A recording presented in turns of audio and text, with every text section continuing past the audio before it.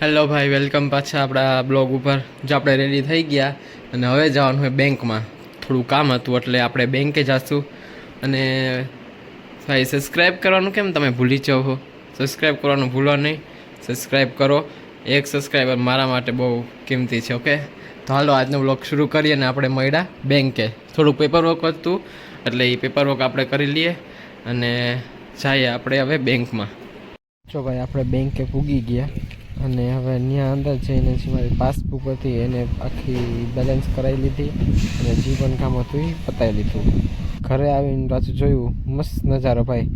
જો ભાઈ, ચારો તરફ કબૂતર જ ઉડે છે, કેમ કે બાજુમાં મગફળી માંડવી નીકળે છે ને, તો એટલે એ ખાવા કેટલાય આવે કબૂતર, તો અત્યારે ઉડે. જો ભાઈ, જ્યાં જોઈને કબૂતર જ દેખાય છે.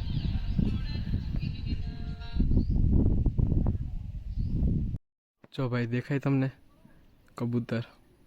એ જે માંડવી નીચે હોય ને, પડી ગયો ને, એને ખાય અત્યારે. જો ભાઈ, કેટલા કબૂતર છે, જ્યાં જોઈને કબૂતર જ દેખાય. હવે જેમ કોઈક પાસે જ્યાં ઉડશે ને, તો કેટલા એકારે ઉડશે.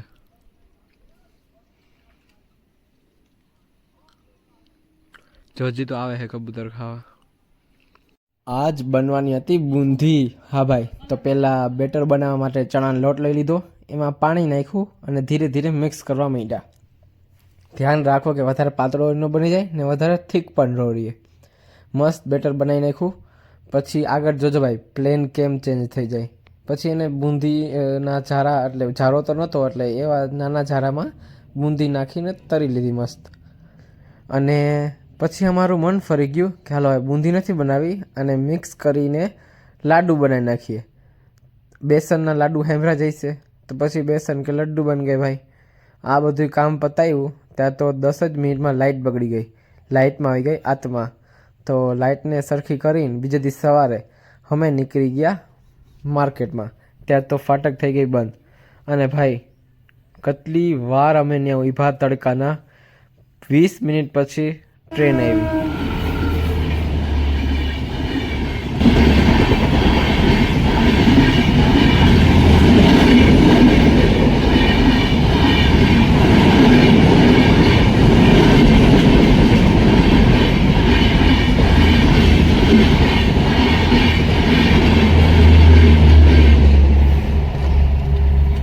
ફાઇનલી ટ્રેનમાંથી નીકળીને અમે પહોંચી ગયા કપડાં લેવા માટે. અહીંયા બેન માટે યુનિફોર્મ લેવાનું હતું. અહીંયા હતું નો પાર્કિંગ ઝોન, એટલે હું અહીંયા ગાડીમાં બેસીને મમ્મીની રાહ જોતો હતો.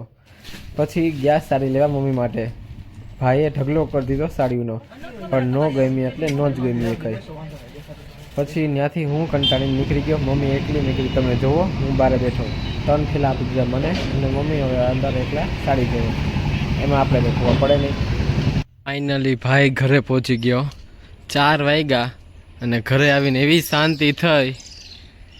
આ જો કેટલા પંખીડા કેમેરામાં ભટકવા આવી જાય. ફાઇનલી ઘરે આવીને શાંતિ થયો. અહીંયા જો બાજરો હૂકવો છે અત્યારે. તડકામાં હૂકવો તો તડકો વયો ગયો. હવે આને ભેગું કરી લેવું જોઈશે. વળી સીતાફળી આડી આવી, જોઈએ કંઈ એ આમાં. આજે કંઈ જડશે નહીં ભાઈ, રહેવા દો. બધા કાસે કાસા ખાતા હોય તોડી તોડીને. આપણે એકવાર ટેસ્ટ કરીએ કાચા પણ.